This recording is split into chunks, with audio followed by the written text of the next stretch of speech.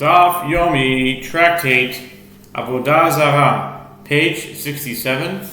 Avodah Zarah, Daf Zayin, starting from the bottom of 66b, with the words Amar Lach, the last line. Amar Lach Abaye, La Mitmala, Amar Rabbi Bar Chana, Marish Lakish. The Gemara answers, Abaye could say to you that Rabbi Yehuda also holds that a smell is a substantial matter. Wasn't it stated with regard to that Mishnah that Rabbi Bar Chana says, that Reish Lakish says, in the case of a hot loaf of bread and an open barrel, now turning to 67a, top of the page, the words Divrei HaKol Surah.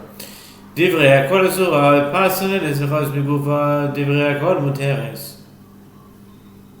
Lo Nechleku, Ela Mepas Chamo, V'chovis Megufa, Mepas Tzaneres, V'chovis Mesucha. Aha, Didi Nami, Mepas Chamo, V'chovis Mesucha Nami. Everyone agrees that it is forbidden, as the bread certainly absorbed the smell of the wine. Furthermore, in the case of a cool loaf of bread and a stoppered barrel, everyone agrees that it is permitted. They disagree only with regard to the case of a hot loaf of bread and a stoppered barrel, or in the case of a cool loaf of bread and an open barrel. And this case of mine, meaning the case of the bunghole, is also comparable to the case of a hot loaf of bread and an open barrel, in which everyone agrees that the bread is forbidden. Zehakla, kol shibana son b'nozin tam kule, amar Yehuda v'shmuel. It is stated in the Mishnah, this is the principle: anything that benefits from a forbidden item, imparting flavor to it, meaning the forbidden item contributes a positive taste to it, it is forbidden.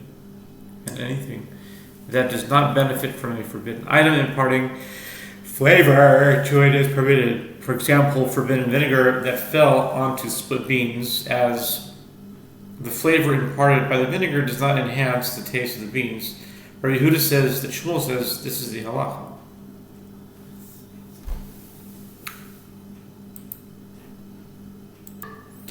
ואומר רבי יהודה אמר שמואל לא שנו אלא שנפל לתוך גריסין רותחין אבל נפל לתוך גריסין סוננין והרתיחן נעשה כמי שהשביח ולבסוף פגם ואסור. And Rav Yehuda says that Shmuel says the sages taught this only with regard to a case where the vinegar fell into hot split beans, imparting flavor to their detriment. But if the vinegar fell into cold split beans, the vinegar enhances the flavor, and if one subsequently heated them, it becomes like a dish that some added ingredient first enhances flavor and ultimately detracted from it, and it is rendered forbidden, as the initial flavor that was imparted was beneficial. B'chein כי רבין אמר בר חנה אמר רבי יוחנן לא ישנו אלא שנפל לתוך גריסין רותחין אבל נפל לתוך גריסין סוננין והרתיחן נעשה כמי שהשביח ולבסוף פגם ואסור. וכן כי רב דימי כולה וכך היו עושים בהרבה שבתות וציפורי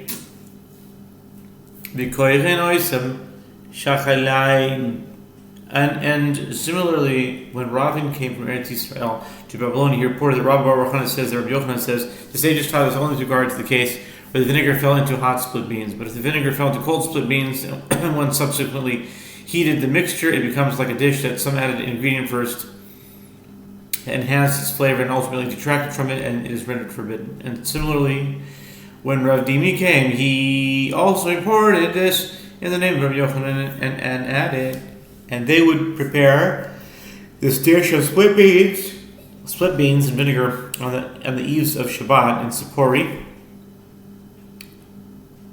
and they would call it cress dish. Shachalain.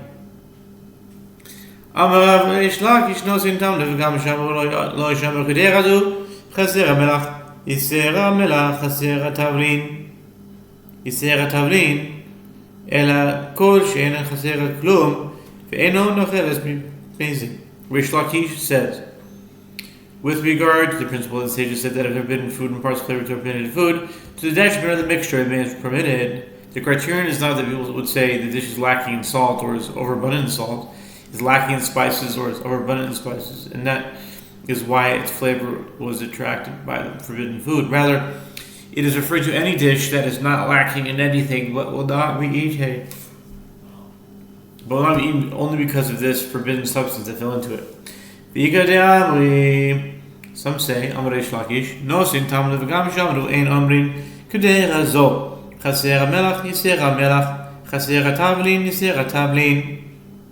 Ela hashtamiha hapagma. And there are those who say that Reish Lakish states a lenient interpretation of the principle with regard to that which sages said, that if a forbidden food imparts flavor to a permitted food to the detriment of the mixture, it remains permitted. One does not say that a certain food is forbidden because its flavor was not actually detracted by the forbidden substance, as this dish is lacking in salt, or is overabundant in salt, is lacking in spices, or is overabundant in spices, and it is for that reason that the forbidden substance detracted from its flavor. Rather, since now, in any event, the forbidden substance detracted from its flavor is permitted.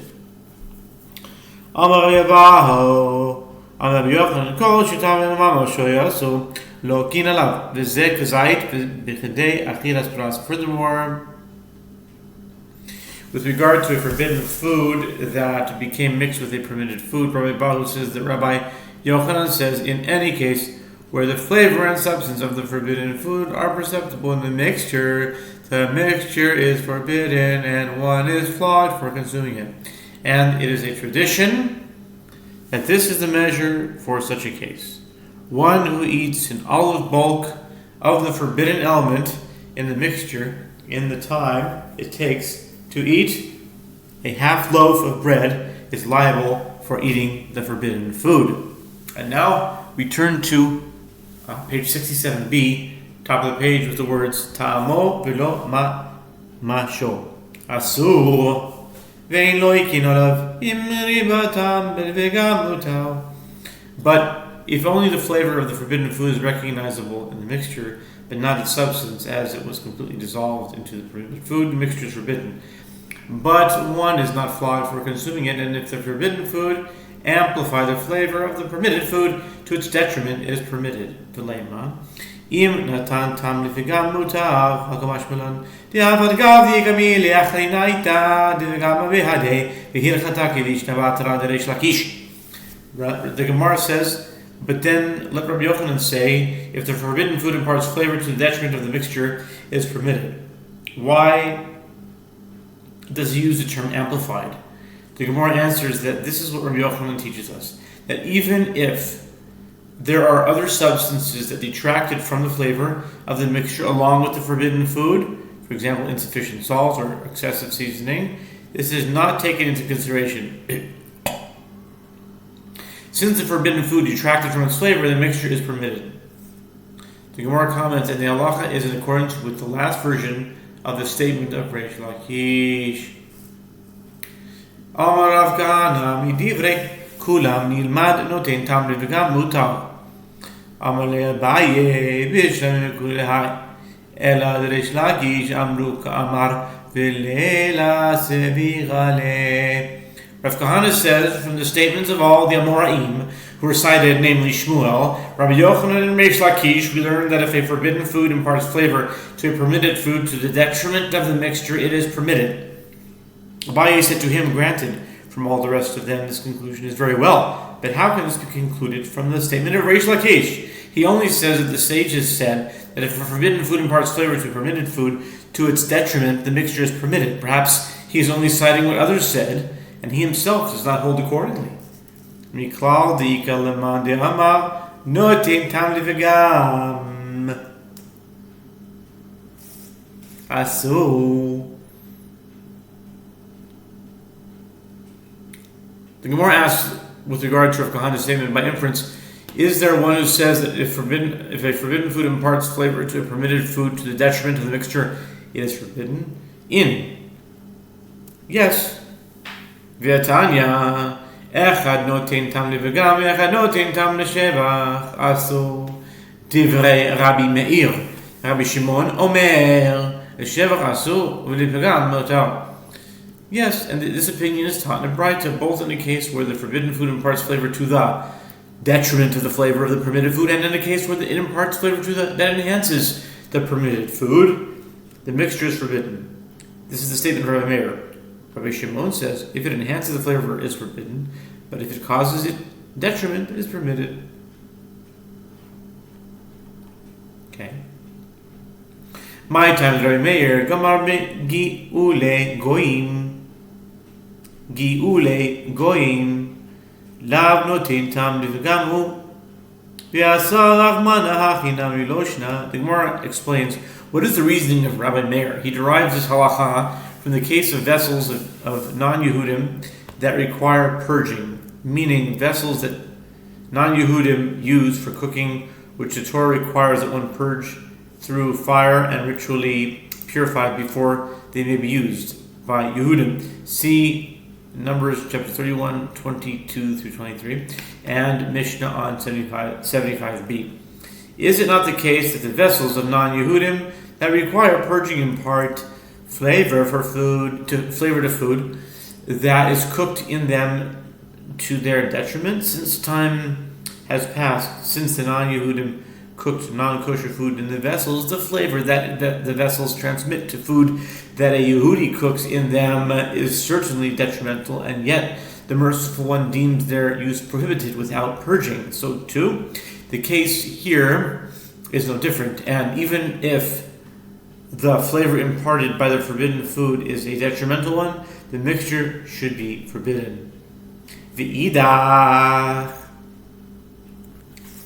And the opinion of the other Tana, Kid Rav Huna b'rei Rav Chia, Dam Rav Huna b'rei Rav Chia, Lo asetar ele kedera bat yoma, de lo lifegamu v'idach, kedera bat yoma nami, yefshar de la pegama purta. And the opinion of the other Tana, Rabbi Shimon, who deems the mixture permitted, if the flavor imparted is detrimental, if the flavor that is imparted is detrimental, can be explained in accordance with the opinion of Rav Huna, son of Rav Chia. As Rav Huna, the son of Chia, says, with regard to the vessels of non-Yehudim, the Torah prohibits only a pot that was used for cooking on that very day, which does not yet impart flavor to the detriment of the food cooked in it. Rather, the flavor that it imparts is not considered detrimental. And the opinion of the other Tana, Rabbi Meir, can also be explained in accordance with this statement, as in his opinion, even in the case of a pot that was used for cooking on that very day, it is not possible that it does not detract from the flavor of the flavor of food that is subsequently cooked in it even slightly. But Rabbi Shimon, my time, the Gemara asks, what is the reasoning of Rabbi Shimon? Tanya lo toklu kol nevela leger Hashem shalecha kol eruya leger kruya nevela. What is the reasoning of Rabbi Shimon, as is taught in a Braita from the verse, you shall not eat of any unslaughtered animal carcass. You may give it to the resident alien, the leger, who is within your gates, that he may eat it. Deuteronomy 14:21. It is derived that, with regard to animal carcasses, anything that is fit for a ger toshav to consume is called an unslaughtered carcass and is forbidden.